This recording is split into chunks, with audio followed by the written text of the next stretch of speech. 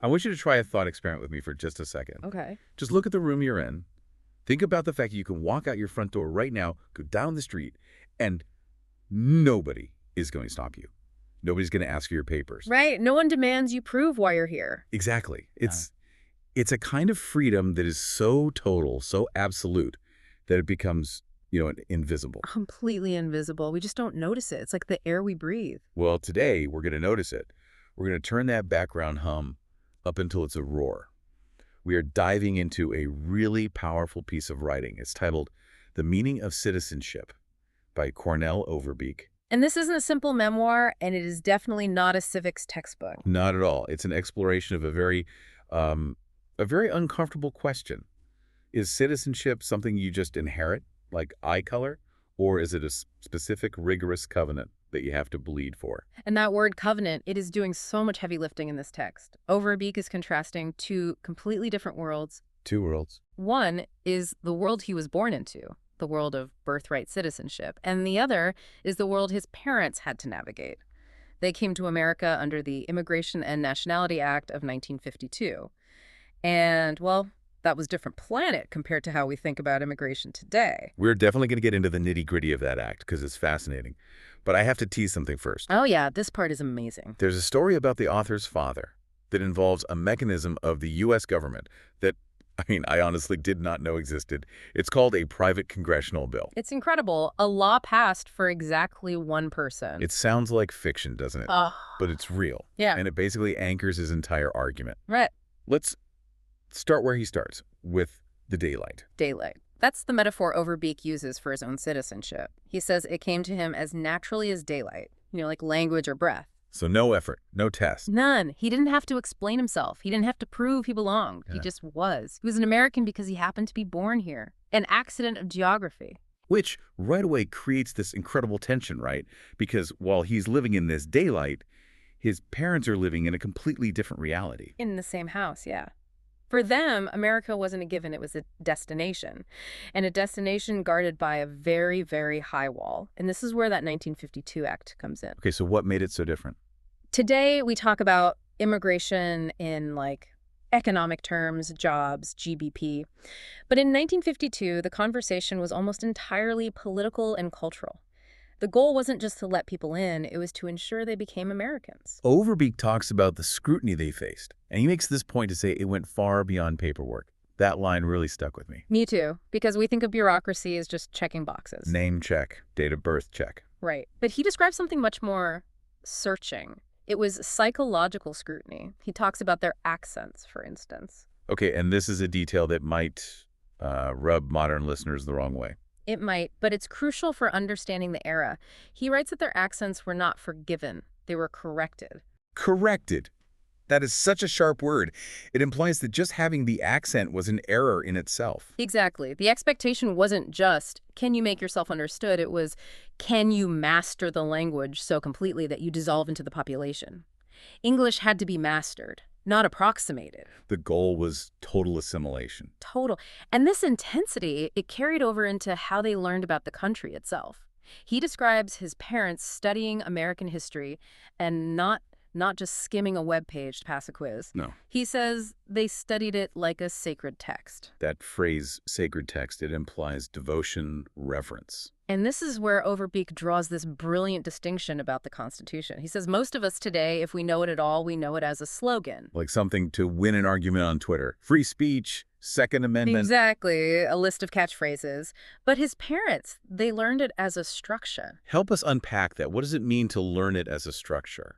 Okay, think about a house. A slogan is the paint on the walls. It's what you see first. The structure is the foundation, the beams, the things holding it all up. The load-bearing walls. Yes. His parents had to understand why the house stands up. The separation of powers, the checks and balances, the deep philosophical assumptions about human nature. They had to understand the mechanics of liberty, not just the marketing of it. Because if you don't understand the structure, you can't be a custodian of it. You can't fix it when it breaks. Precisely. And they were doing all this because they were terrified of failing the test. And this test in the 1950s was not a formality. Overbeek describes the final examination as oral, personal, and searching. Searching. That sounds almost judicial, or even religious. It was. The examiner wasn't just checking your facts, he was judging your seriousness of intent. He was looking you in the eye to see if you were truly ready to make what Overbeek calls the crossing. And that leads right to the oath, doesn't it? He called the oath a crossing. He says it was public and irrevocable. It's the language of a conversion. You are renouncing all prior allegiances. You are, in a sense, dying to your old political self and being reborn as a citizen of the United States. That's why he calls it a covenant. Yes. A covenant is a binding spiritual agreement. It is not a contract of convenience you sign because the benefits are good. It is a vow. So we have this picture of the parents. They've corrected their accents. They've basically memorized the Federalist Papers. They've passed the searching examination. They are the ideal candidates. You'd think so. But, and here's where the story pivots, merit wasn't always enough. And this brings us to the story of the father. And this is the part of the deep dive where you see the strange, almost paradoxical beauty of that old system. So his father is a medical doctor. He was trained in Europe. Then he comes to the U.S. and trains again. He's serving American patients, contributing. By any definition of merit, this guy is a keeper. He is exactly who you want in your country. But he hits a legal wall. The text doesn't specify the exact technicality, but it was something that merit alone couldn't fix. The law, as written, said no. And in a modern bureaucracy, no is usually the final word. The machine doesn't care how good a doctor you are. The algorithm says no. Right. But this was the 1950s, and the system had this kind of back door, and this is the private congressional bill. I mean, just think about this. The law is supposed to be universal, apply to everyone equally. But back then, Congress understood that laws can be blunt instruments, that sometimes a general rule can unfairly hurt a specific deserving person. So they could introduce a bill in the House of Representatives. Not for a tax cut or a bridge. No, a bill for one man. It was titled A Bill for the Relief of, and then his father's name. It bore his name. Just picture that. A congressman stands up on the House floor, he reads the name of this immigrant doctor into the permanent record, and he argues to his colleagues that this specific individual is worthy. He puts his own reputation on the line. It's just so dramatic. It feels like something out of a movie, doesn't it? The entire machinery of a superpower pausing to look at one human being and say, you belong. And this is the core philosophical insight of the whole essay. Overbeek writes, mercy followed merit. Mercy followed merit. Let's really dig into that for a second. The order of those words is everything. It means the system didn't start with mercy. It didn't just open the door out of pity or say, oh, let's let everyone in because it's the nice thing to do. No.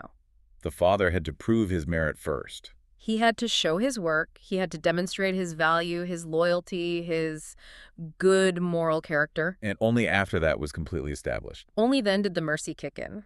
The system was rigid enough to have incredibly high standards, but it was also flexible enough to recognize when a specific person met the spirit of those standards, even if the technicality said otherwise. So making the exception didn't break the law. He argues it honored the law. It honored it by showing that the system was actually looking for value, not just blind compliance. Wow. Okay, so up to this point, the text has been a history lesson, a memoir. But in the second half, the tone, it changes. It really does. He takes off the historian hat and puts on the critic hat, and he's looking at the present day. And he's not happy. No. He says that when he looks at the modern conversation around all this, he feels something close to offense. That's a strong word. Yeah. He's not just disagreeing, he's personally offended. Why? Because he feels that the standards his parents met, and met without complaint, by the way, are now treated as optional or even cruel. So when he hears someone say that strict requirements are cruel, he thinks that's an insult to the people who actually met them. He lists who he feels is being insulted. First, his parents, who waited when waiting was required. Then the very idea of citizenship as something weighty and formative. And what was the third thing? He says it insults those who walked the hard road quietly, believing that the difficulty itself was part of the value. That is such a crucial psychological point. If you remove the struggle, do you also remove the value? It's that inheritance versus achievement idea all over again, isn't it? If everyone gets a gold medal just for showing up, the medal is just a piece of metal. It loses its meaning entirely. And Overbeek is basically arguing that his parents' citizenship meant so much because it cost them so much. He contrasts that with what he sees today as a sentiment of a right to enter, a right to be here, regardless of contribution or legal status. I want to touch on his definition of compassion here, Because a lot of listeners might be thinking, well, isn't it compassionate to make things easier? A fair question. But Overbeek would say no. He argues that true compassion does not abolish standards. True compassion upholds standards to keep the community strong while making room for exceptional cases. Like the private bill for his father. Exactly. So for him, compassion isn't abandon the gate, it's keep the gate, but be wise enough to open it for those who have truly earned it. It's a very, very sharp critique. And again, our goal here isn't to say he's right or wrong. No, not at all. It's to understand his perspective, and for him, this is about the dignity of his father's struggle. This all leads to the conclusion of the essay, which is incredibly reflective. He circles all the way back to the beginning. Him versus his parents. Yeah, he says, I remain an American by birth. My parents became Americans by choice, sacrifice, and discipline. And then he drops this line that it really stopped me in my tracks. He says, of the two, I am no longer certain which citizenship was the greater achievement. It's a rhetorical grenade, isn't it? Because on the surface, the answer is obvious. His wasn't an achievement at all. It was just luck. But by posing the question, Yeah. he's highlighting this paradox. He has the status, but did they have the substance? He ends with the warning. A nation that forgets the cost of belonging will soon forget what it belongs to. That's the whole argument in one sentence. If belonging costs nothing, if it requires no crossing, no oath, Then the community loses its definition. It stops being a covenant and it just becomes a category. a category of administration. Right. Just the database of people in the same geographic area. And a database doesn't have a soul. It doesn't have a shared destiny. It's just list management. It takes me back to that idea of studying the structure. If we stop requiring people to learn the structure, do we eventually lose the ability to maintain the building? I think his fear is that we all become tenants in a house we don't know how to repair. We enjoy the shelter, but we have no idea how the foundation works. And when the storm comes, tenants leave, owners stay. They bought in with their lives. It's a fascinating, challenging look at the cost of belonging. It really asks us, the listeners, to look at our own status. It asks, do we treat our citizenship with the reverence of a covenant? Or do we treat it like a gym membership we barely use? That story of the private bill, mercy following merit. I'm going to be thinking about that for a long, long time. It's a powerful framework. So I want to leave you with one final thought to chew on. We live in a world of massive impersonal systems. Everything is automated. Everything is scaled up. But Overbeek's story challenges us with the question, do we still have the capacity as a society to look at citizenship as an individual merit-based covenant? Or has it inevitably become just a category of administration? Is it a soul-binding contract or is it just data management? That's the question. Thanks for diving deep with us today. See you next time.